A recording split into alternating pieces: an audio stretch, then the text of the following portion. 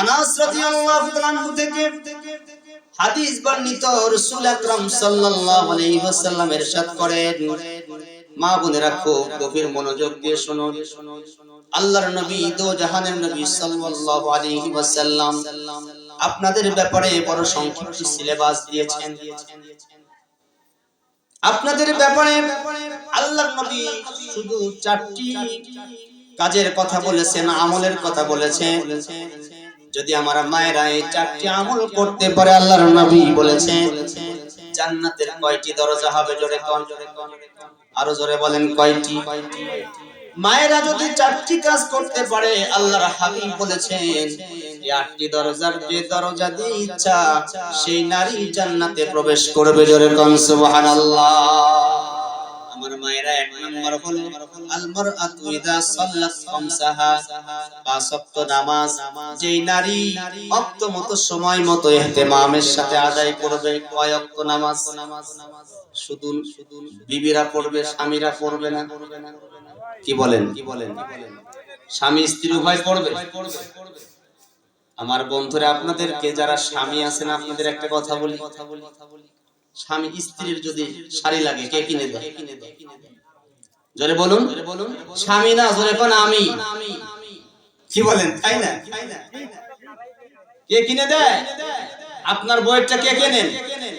বলেন আমি কিনি। চাউল, ডাউল, চিকিৎসা, বস্ত্র, বাসস্থান যা কিছু দরকার হয় ব্যবস্থা করেন কে? স্বামী। তার মানেই হলো আমি। আমি স্বামীদেরকে অনুরোধ করব, আপনার ঘরে আপনার স্ত্রী যদি বেনামাজি হয়, এর জন্য আপনার জবাবদিহিতা আছে না নাই? জোরে বলুন, আছে না নাই? শুধু আছে এটাই বলে ক্ষান্ত বলে চলবে না, বরং ওই কিয়ামতের ময়দানে আমার আপনার অধীনস্থ যারা আছে তারা আমার আপনার বিরুদ্ধে মামলা দায়ের করবে, আল্লাহর দরবারে দাঁড়িয়ে আমার আপনার বিরুদ্ধে নালিশ করবে। আলু রাব্বানা ইন্না আতা'না সাদাতানা ওয়া কুবারা'না فأضلونا السبيل ربنا آتهم ضعفين من العذاب والعنهم لعنا كبيرا। আয়াতের মধ্যে আল্লাহ বললেন কি জানেন? যখন আমার আপনার অধীনস্থ যারা তারা যখন জাহান্নামে যাবে, তারা আল্লাহর কাছে দাঁড়িয়ে বলবে, ও আল্লাহ, ইন্না তা'না সাদাতানা ওয়া কুবারা'না, ও আল্লাহ, আমরা অনুসরণ করেছি আমাদের নেতাদেরকে, আমাদের যারা বড়, আমরা যাদের অধীনস্থ ছিলাম তাদের অনুসরণ করেছি। ফাদাল্লুনা সাবিলা, তারাই তো আমাদেরকে পথভ্রষ্ট করেছে, গোমরা বানিয়ে দিয়েছে। খেয়াল করেন কথা। এই কথা বলেই ক্ষান্ত হবে না, বরং তারা এর পরে যে কথাটি বলবে বড় কঠিন কথা, বিপজ্জনক কথা। তারা বলবে, রব্বানা আতিহিম দিফাইন মিনাল আযাব, ওগো আল্লাহ, আজকের দিনে আমাদের জন্য যে শাস্তি বরাদ্দ হয়েছে তার দ্বিগুণ শাস্তি, ডাবল শাস্তি তাদেরকে দেন।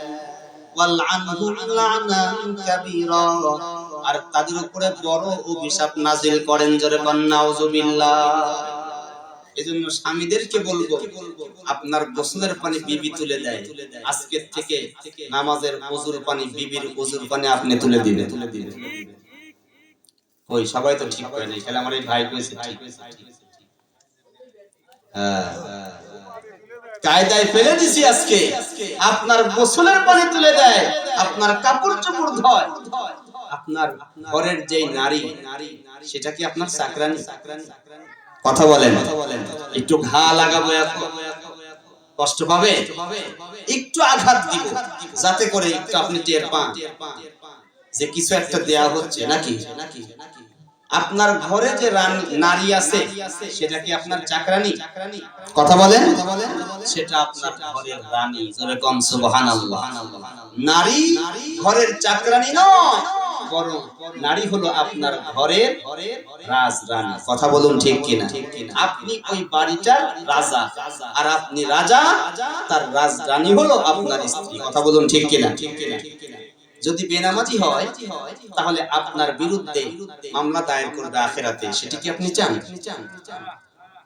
এখন আসে, প্রথম যেদিন বিয়ে করে বাসর ঘর করছিলেন, নামাজের কথা বলছিলেন স্ত্রীকে, হুজুর গোড়ায় হাত দিছে না?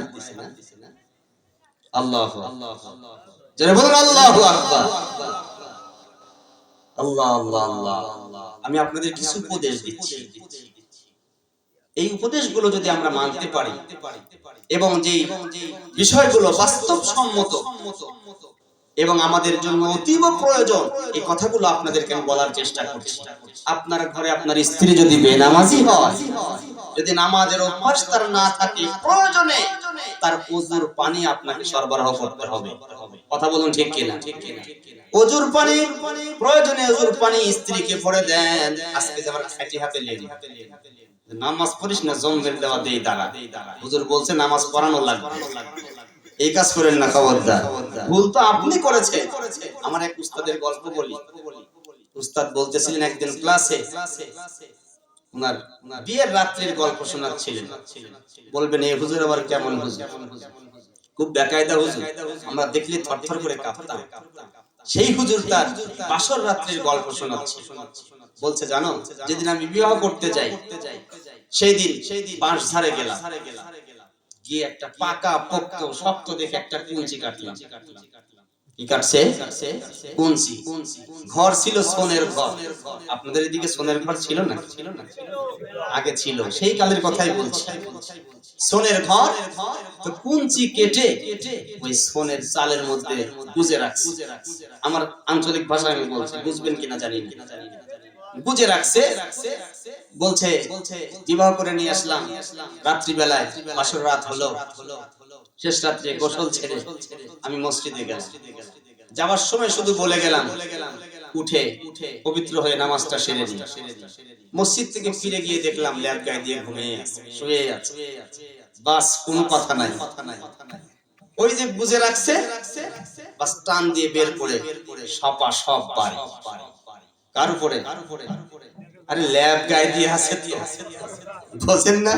তারপরে শ্বশুর বাড়ির নতুন ল্যাব, আচ্ছা মতো কয়েক বাড়ি করছে ল্যাপের উপরে, গায়ে খুব একটা লাগে নাই, কিন্তু ধুস মুছে উঠছে। উঠার পরে তাড়াতাড়ি করে পবিত্রতা সেরে এসে ফজরের সালাত আদায় করেছে। বলছে ওই যে একদিন শক্ত শক্ত পাকা কুঞ্চির বাড়ি দিয়েছি, আর জীবনে কোনোদিন নামাজের ওয়াক্ত হলে বলতে হয় নাই নামাজ পড়ো। সুবহানাল্লাহ। বাড়ির যে বউয়ের সাথে বুঝে শুনে সুবহানাল্লাহ। হ্যাঁ, এই কাজ কি আপনারা করছেন? করেন নাই। ওই জন্যই তো আপনিও নামাজে যান নাই সেদিন, বউটাও বোঝে নাই যে আমাকে আজকে নামাজ পড়তে হবে। এই সংসারে বুঝে গেছে যে এই সংসারে নামাজ পড়লেও সই, না পড়লেও সই। কথা বলুন ঠিক কিনা? আর প্রথম দিন যদি আপনি নিজে আজান শুনে মসজিদে চলে যেতেন আর বিবিকে বলে যেতেন, প্রাণের বিবি রে, এই সংসার কতদিন টিকবে জানি না, কার কতদিন হায়াত দাও তো জানি না, কিন্তু আমার প্রাণের স্ত্রী রে, তুমি আমার ঘরে হলো আমানত। তোমার চরিত্র, তোমার সতীত্ব, তোমার ইহকাল, তোমার পরকাল, তোমার জান্নাত জাহান্নাম আমি তোমাকে সাজিয়ে দিতে পারবো। আমি যেভাবে তোমাকে গাইড করব সেভাবেই যদি তুমি চলো, যদি আমি তোমাকে জাহান্নামের দিকে গাইড করি তুমি জাহান্নামী হবে। কথা বলুন ঠিক কিনা? আমি যদি তোমাকে জান্নাতের দিকে গাইড করি তুমি জান্নাতি হবে। আমার প্রাণের স্ত্রী রে, যতদিন সংসার হবে পৃথিবীর জমিনে, কিন্তু ওই আল্লাহর হুকুম খবরদার ছাড়া যাবে না। এমনি করে যদি প্রথম দিন থেকে বিবিগুলিকে নামাজের তালকিন দিতাম, বিবিগুলি আমাদের নামাজি হতো। কথা বলুন ঠিক কিনা? কিন্তু বিবিটাকে আলট্রা মডার্ন আমি তো বানিয়েছি। কথা বলুন ঠিক কিনা? সুন্দর করে সাজগোজ করে শহরে মার্কেট করতে নিয়ে যাই, আর বলি জাতিকে জাতি, আমার যেমন হক আছে তোমাদেরও হক আছে। আমি তো দেখে ফুরাইতে পারি না, তোমরাও সাথে একটু দেখে দাও।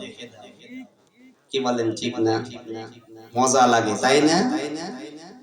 আমার সম্মানিত প্রাণপ্রিয় উপস্থিতি, জি অবশ্যই সম্মানিত উপস্থিতি, আপনাদের অনুরোধ করব, আমাদের স্ত্রী, আমাদের সন্তানাদি, আমাদের অধীনস্থ যারা আছে তাদেরকে আমরা যেভাবে গাইড করব সেভাবেই তারা চলবে। কথা বলুন ঠিক কিনা?